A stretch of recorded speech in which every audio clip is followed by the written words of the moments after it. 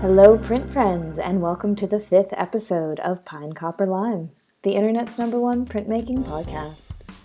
I release an episode every 2 weeks, and on the off weeks, I put an article up on the Pine Copper Lime website that features images and maybe a bit more information about the artist I'm going to interview.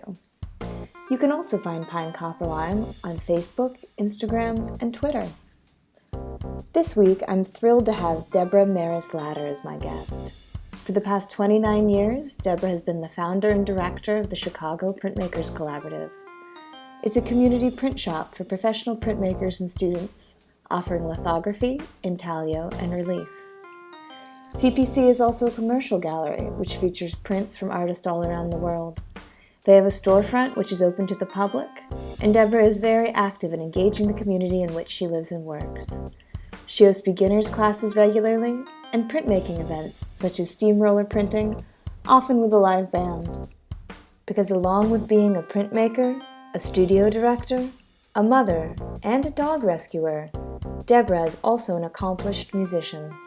I was lucky enough to visit her beautiful shop in the autumn of 2017, and it is well worth the hype. It's a gorgeous space, and it's deeply inspiring to see what Deborah has built. In this episode, Deborah shares with me the story of how she came to build the Chicago Printmakers Collaborative.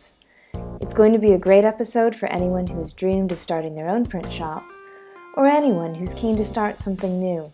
As you'll hear, it takes a lot of moxie, a work ethic that does not privilege sleep, a pinch of good timing, and a little bit of divine intervention from a favorite grandmother to complete this story. One final note before I start this episode. You'll hear at the very beginning that Deborah mentions that I'm living in Sydney. So despite my standard American accent, I do indeed live down under amongst the wombats. How I got here is a long story, but if you'd like to hear it, or if you're curious about anything else, please drop me a line at hello@pinecopperlime.com. So now without further ado, here's Deborah. Hey Miranda, how's it going out there in Sydney? It's good, it's good. You might hear my new little dog in the background. Because she's our new shop dog, so I'm here at the studio. It's not a shop without a dog, in my opinion. It's so cool that we've got you in situ here in your shop, because that's exactly what I'd love to chat with you about. So do you think that, so you said you've been doing this for 29 years. And when we were talking about that sense of community, do you think that that's evolved much? Is there more of an appreciation for it now that we live in a world that we're so divided by technology? Or has it seemed pretty much the same, that printmakers just want to find other printmakers? I feel like, okay, so I'm dating myself, but I was here in the age of no internet. Yes, that's true. And in fact, I find it was harder back then to connect with other printmakers than it is now. You can only imagine in the days of the telephone, it was a whole different ballgame. So you kind of were aware of what people were doing in other places, but it was all done by snail mail. Yeah. So you would get something from Anderson Ranch and you'd say, oh, look, they have a printmaking thing there that people can take classes at. And then you might meet someone from Anderson Ranch at maybe the College Art Association conference or some other place like that. But it was not easy to connect. And now that we have all these social media platforms, and you have have you looked at Facebook recently to see how many printmaking groups there are? I'm astounded. But on the other hand, I can most likely walk into any print shop around the world and they'll know what the Chicago Printmakers Collaborative is, because we've got 30,000 followers on Instagram. Yeah. And so that's significant. I don't know how it happened, but I did get really good at making videos. and you know how printmakers are. They want to see those process videos. We love the process. It is so fun to watch that kind of explode. And, maybe we got on somebody's, radar at some point and they just, it went crazy after that. But it's a nice thing, because I can say, oh, yeah, you might not have heard of us. My name is Deborah from the Chicago. Oh, the Chicago. Oh, we follow you on Instagram. It's much easier now. And so when I wanted to get a hold of, every time I go to a new city, anywhere in the world, the first thing I do is Google, where's the print shop? So Yeah. I was in Barcelona last year, and I did the same thing, and I went to a bunch of places, and it was phenomenal because they're all there, and it's easy to find them. So I do think that the global community of printmakers is much easier to find now. Yeah. So 29 years ago, when you were setting up shop in Chicago, how did you get the word out? How did you get printmakers to come find you? It's a really good question because I didn't know anybody in Chicago except for this guy I was about to marry. So my husband lived here. He was an architect. And, I moved here out of the blue. I, didn't really know anybody. And I was actually looking for teaching because I had been teaching at University of Indiana at Fort Wayne, IPFW. And I was the printmaking department chair there. And I just assumed when I moved to Chicago, I would just look for the same kind of employment. It really hadn't occurred to me at that time that I should run a print shop. I don't know why, but it just didn't. It wasn't the kind of thing, anybody in their right mind would do. But I showed up here and I talked to lots of people. And so initially I was meeting all the other printmakers in the city because I was going to the Art Institute, and I literally would just drive down to UIC and stick my foot in the door, and there Steve Campbell was printing up something, and I'd say, "Hi, you don't know me, but you're Steve Campbell." And he'd be like, "Yeah." I said, "So, tell me what's, are you guys looking for adjunct? Or, I told them what I was doing, and so I met everybody, and they were nice enough to not shove me out the door and say, "Who are you? You're just like a pipsqueak, in your 20s, and we don't know you." But again, printmakers are fairly generous. So I meet everybody, and then I've been reading in this Chicago Artists Coalition paper newsletter that I would get every month, that there was this print shop for sale called, it used to be Hard Press Editions in the 70s, and it had gone fallow for many years. And the guy, luckily, who was selling it, had decided to keep the whole shop together rather than selling it off in pieces, in which he would have made more money. So $3,000. And so I had saved money teaching in Fort Wayne because there's not a lot to do in Fort Wayne, you don't think about it. Yeah. And the rent is cheap there. So I had saved some money from teaching, and I basically sunk it all into this print shop, moved in, and by myself decided, well, maybe I'll just have the university of me, in the sense of like, well, I couldn't find a position. No one was hiring.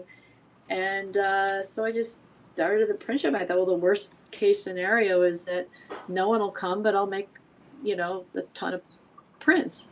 No, so I had, I had time, and I had, this space, and my husband's, working at Skidmore, Owings and Merrill at the time before he had gone off on his own.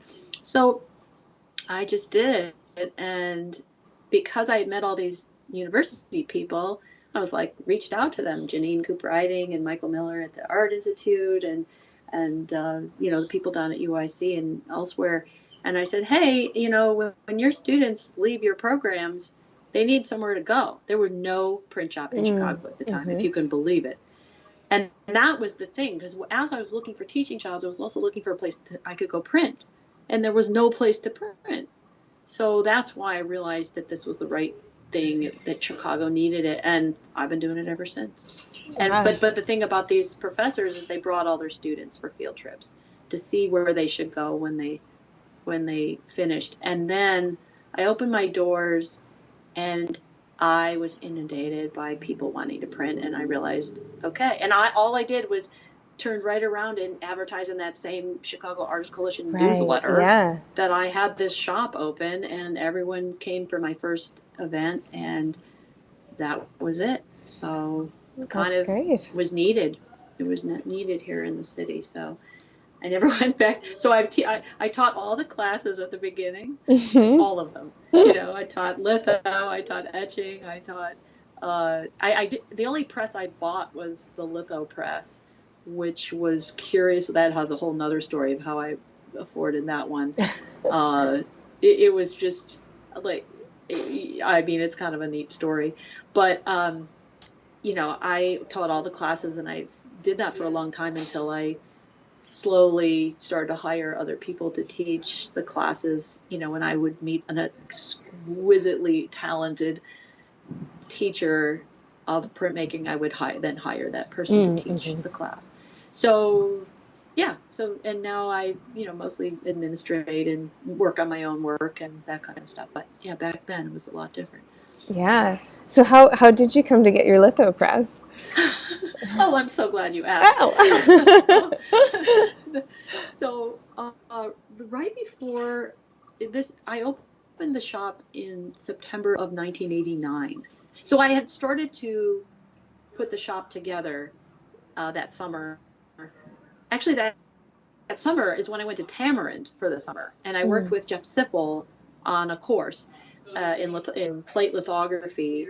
And right before that, my grandmother had passed away, and I was very close with her, and she was always my champion and everything. And she's like one of those people when everyone looks at you like, thinking you're a dork, your grandmother comes to your rescue and says, no, you're not a dork. So, she was just lovely. And she passed away, which was really tough. And I had some tough times getting the shop together, kind of all by myself. And, I kept thinking, oh, she's watching my back. And at some point, my dad called me up and he said, oh, your grandmother left you some money in her will. And I had already done this budget for the studio, exactly what I would need to buy a new litho press, because I'm a big litho. I love litho, and I wanted to make sure I could do litho in the new shop. And I basically needed 10 grand, both to buy it and get it here. Now I think those prices are a lot more now. Yeah. I'm definitely dating myself. But so my dad calls me out of the blue. He says, "Your grandmother left you some money," and of course that's the last thing I was thinking about. I just missed her. I didn't even think about wills and all that kind of garbage. But I said, "Well, how much is it?" And he said it was 10 grand. And I said, that's just meant to be. That is what I'm spending that money on, and that is exactly what I did. And I got a brand new Tackage Garfield litho press, and I'd already, because I was at Tamarind, I had already seen the Tackage factory and met Dave Sr. and all that, and looked at those presses, saw how they're machined by hand in that space. Still love those guys. They're incredible, that whole family and the business they run. But anyway, so they sent me a press, and I took the whole thing apart and walked it up a 2-story walk up to get into this first space. I know doesn't that sound frightening? I swore I'd never do it again, and then I did it twice more. But I really know how to take those presses apart and put them back together. I've gotten very good at that, unfortunately. Again, this is our final resting place of that Tackage, hopefully. So, but yeah, so that's how I got the litho press, and I called her Edith. This is she, of course. Oh, of course. And so Edith, I'm looking at her right now, and she is very regal with that big bar sticking up in the air. And we have our teacher, Melody Vaughn, right now is teaching somebody how to do litho on it right this very minute. So love it. I love it. Just love it. Well, yeah, that was certainly meant to be. Yeah, so I think about her all the time. That's great. So how did you come to printmaking out of all the arts? Obviously you said you're a musician as well, so you have that side of your creative output, but how did you find printmaking? So I intentionally did not go to art school. I wanted to get a well-rounded kind of education in the liberal arts. So I ended up at Cornell University in upstate New York. I think I went there because it was the furthest away from where my parents couldn't come visit me. But I did like it there a lot. Anyway, so I ended up at Cornell to get I always thought, art's about, art's about life, not about art. So I didn't want to be too enmeshed in art initially, even though I knew from the get-go I was going to be an artist. And I actually started out in sculpture. So I did a lot of metal welding and wood sculpture and stone and kind of the gamut. But I really loved to draw, and I was really missing drawing. And I had never taken a printmaking class until I was at Cornell. And so I took my first printmaking class, and I thought, oh my God, I love the materials sculpture, and I was making things on stone, and I was carving things in wood, and I was working in metal. And so printmaking kind of was the perfect marriage of the love of those materials and the physicality of it, along with the love of drawing. So for me, it was about that. And also the process of printmaking is very aligned to the way I think about art making. Lots of layers, lots of sort of things laying on top of other things, the process being a little bit separated in its parts. And I never looked back. I loved printmaking from that very first class. And then I learned all the different printmaking methods, spent a lot of time on each of them over the years. And I just love the way prints look too, and what it does with the drawing process. And I've learned from some incredible teachers, and I don't know. I was tagged. Yeah. I don't know how to describe it. Yeah. So, yeah, and I'm always learning. So. Yeah. That's definitely something that printmaking offers. Is it just continues to unfold with new techniques and new tricks and new people, and it really is it keeps on giving for sure. Yeah, and we've definitely evolved. I've evolved, as an artist, obviously, but also our shop has evolved over the years. And when I first started the studio, we did not offer screen printing. We offered that about 5 years in, and it was just because it wasn't quite on my radar. I mean, I did learn it. I went to grad school at Cranbrook for printmaking, but I, just dabbled in screen printing. I didn't really learn screen printing until later. I offered it here, but it was just the beginning of when people were switching over from oil-based to water-based. And then eventually I started really using it in my own work and appreciating it much more. And the accessibility of screen printing is very nice for our students. So we have a lot of interest in it still. But yeah, I mean, that's just one way how we've evolved. And like you said, lots of new techniques and non-toxic alternatives and those sorts of things. Yeah. Can you talk a little bit about that balance of your own practice versus being, Mrs. Chicago Printmakers Collaborative as well? Yeah. And that's quite a feat. Quite the juggle. I know. So I have also 2 boys. So I raise them here in the shop. Basically, I just throw a pair of overalls on them, and I just let them crawl over the floor to clean up the floor. Okay, go clean the floor. Try not to eat anything. It was hysterical. But a lot of us had babies in the shop. I mean, I was maybe the first, but honestly, all these printmakers started showing up with these big bellies, and then they're pop out these kids, and they would come to the shop too. It's sort of like my dog now, who's laying here right next to me being very good. You're being very good. So yeah, I mean, so I had these 2 kids, and of course that's a lot of work. And there were times where I think the juggling of everything was pretty tough. I didn't actually join my band until my kids were sort of like 6 and 7. So, I mean, I always played music, but, it's the kind of thing I mostly did it once in a while or practice at home and that kind of thing. So with the band, that, again, was another commitment. But as the kids became more independent, then, I was actually able to fill in my schedule with, I do a lot. I definitely do a lot. I have a lot of energy, and people kind of kid me about it. This dog's been good because she lowers my blood pressure a little bit. I actually know how to calm down and rest a little bit more than usual.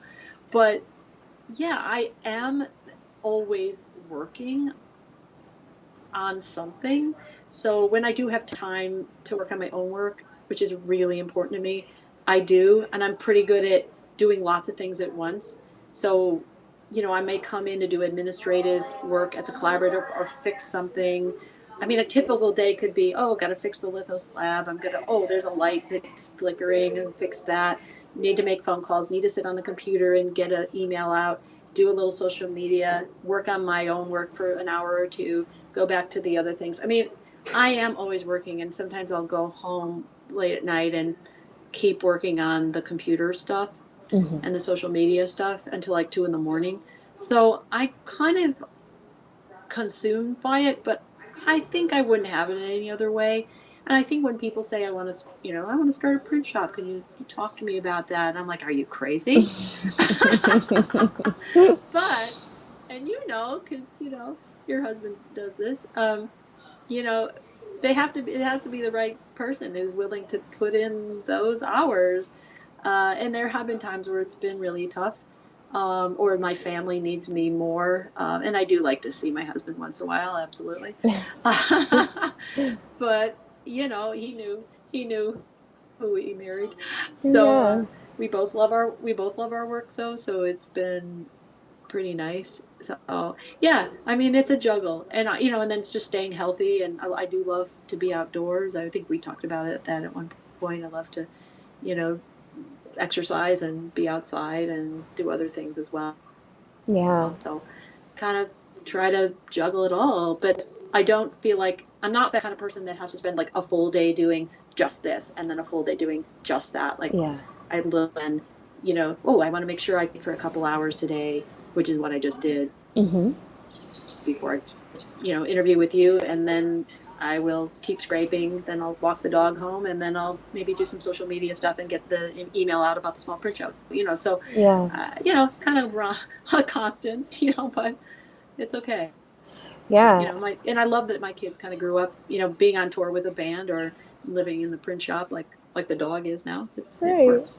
No, that's wonderful. Yeah, and it seems like it's definitely something that, it was like you said, you were sort of tagged with it, and it's once you have it, like with Tim, like if he had his way, he'd be in a studio from 8 a.m. to midnight every day, and that's just it. And he doesn't mind, not ever watching an episode of Game of Thrones ever, or even knowing what that is.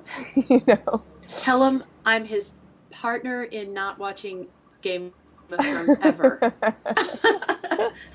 Because I think I saw half of an episode once. Yeah. I would like to watch Game of Thrones someday.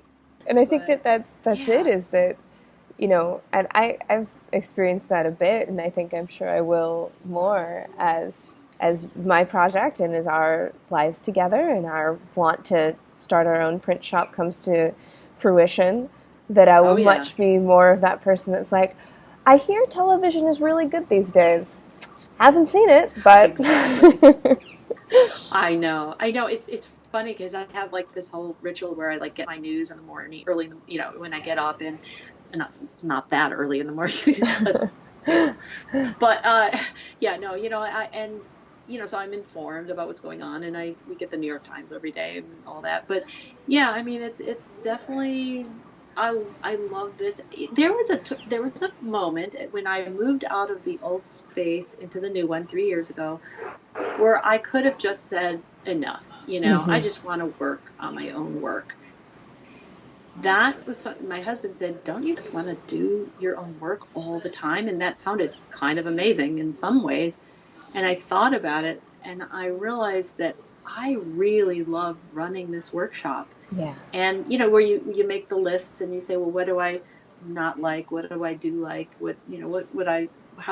I'm 57 years old, so, I'm not a spring chicken, but I'm also not old. Yeah. So I'm kind of right in there, and I could make that decision. And I thought, nope, everything about the shop is something I want to keep doing. I just love it. Yeah. I love, gathering the artwork from all over the world of brilliant artists to show here in the gallery. I love the students who walk through the doors every night of the week. I mean, I just like it all. So I could have not done it, and I chose to. So that must say something. Absolutely. And you're talking about coming out of the studio feet first in the end. I mean, that's what the sort of thing that Tim and I talk about. And I think, with our generation, I'm sort of a borderline millennial, and Tim being 8 years younger, I think is a full-fledged millennial. We don't have an expectation of having a retirement, really, of that idea of like, you can make investments and then at a certain age you stop working. And so with that in mind, it's like, well, we just want to keel over dead in the shop then. We may as well do something that we love, and that sort of sacrifice of doing something you hate for 40 years for doing things that you're okay with for 20 just doesn't exist for us. No. And, we talk about, my husband and I talk about, we have all these friends who are retiring early, and I'm like, I don't even know what that means. I mean, I realize that what I've been doing my whole life is what people do when they retire. Right. I want to make art and make music and play with my dog and go on a bike ride. And so we're kind of like living the life, and he loves architectural work. He loves designing buildings. So I think we'll just do it till we're, like I said, feet first out the door. That's great. You can wheel me out on the press. It's fine. It's perfect. On that thing and yeah, wheel me down Western Avenue to the funeral home right up the street. That's perfect. I think it's going to be the way it goes. I might feel at some point that we want to speak. That's the shop that old lady runs. But, we'll get there when we get there. Yeah, I love it. So I think sort of with that in mind, I'd love to hear, to wrap up your what's coming, what's in the future for CPC that you're looking forward to. Where do you want it to be in 10 years and all of that sort of future looking things?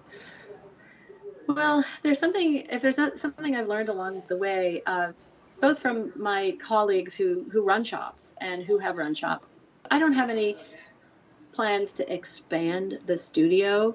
I have a great, beautiful, brand new, for the most part, 3-year-old studio that's customized for what we do well. I don't have that feeling like I need to go find a warehouse space off the beaten track. I feel like the size is right and manageable. And as I get older and as the studio gets older, I want to always be that place where, you want to do something the best it can be. And, you're going to go to Chicago Printmakers Collaborative for printmaking. Yeah. And so, we run a very professional, tight-knit, tight-ship shop. And try to say that fast. And so in that sense, that's going to be pretty much the course in terms of, my plan for it. On the other hand, we, over the past, I would say 10 years, we've become more and more global in scale, in the sense that the art we bring in and the artists we bring in are a lot more international, especially as I travel and meet new people and they come here. We probably will start a more formalized visiting artist program, maybe kind of with some sort of accommodation aspect to it. So that's another program we're working on. We're still working on having an online gallery on our website that should launch next year. We are continuing to partner with great organizations like Open to put on events. I think in the future I probably will expand the steamroller event because it's become very popular and it might be a good thing to do more in the neighborhood in some big plaza or something. So kind of improving and expanding on the things that we already do and, maybe doing some more publishing. We're right now working with Tony Fitzpatrick on a series of etchings. So we continue to do a little bit more of that. Yeah, Tony's wonderful.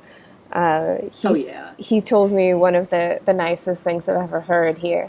When he heard I was leaving Davidson, he called me and he thanked me for all the work I've done for him, and he said that he hopes I stay in this game because I dignify it, is the word he used. And I was like, I just got chilled. Right? I that is so perfect. It made me I completely teared up on the other end of the phone when he said that. I was like, well, he is such a wordsmith. Yeah. And that is just the perfect thing. But it's true, Miranda, you do. And I'm glad he said it better than I could. But it is true. And working with Tony is a lot of fun. We really enjoy his presence around here. So I bet. Yeah. Well, that's perfect. Wow. Well, can you tell the people where they can find you and find Chicago Printmakers Collaborative and find more about you? Find us on the website at chicagoprintmakers.com. You can find us on Instagram at Chicago Printmakers. You can find us on Facebook, of course. Just look us up. My Instagram is at Deborah Maris Lader. And my band, just in case anyone was curious, is called Sons of the Never Wrong. And we are, because we invented the internet, we are at sons.com, sons.com, if you can imagine. I know. Thank you so much. You've been so generous with your time and chatting with me, and thank you. And I will be in touch. Awesome. Thank you so much. You have a great night or more day. We're having a great night. You're having a great day. Yes. We're halfway around the world from each other. It's amazing. Definitely. All right. Well, sorry about all the shop noise in the background, but hey, And that's our show for this week. Take a look in the show notes for any links that may have piqued your interest. Otherwise, I'll see you in 2 weeks. This episode was written and produced by me, Miranda Metcalf, with editing by Timothy Pauschak and music by Joshua Weber. See you soon, print friends!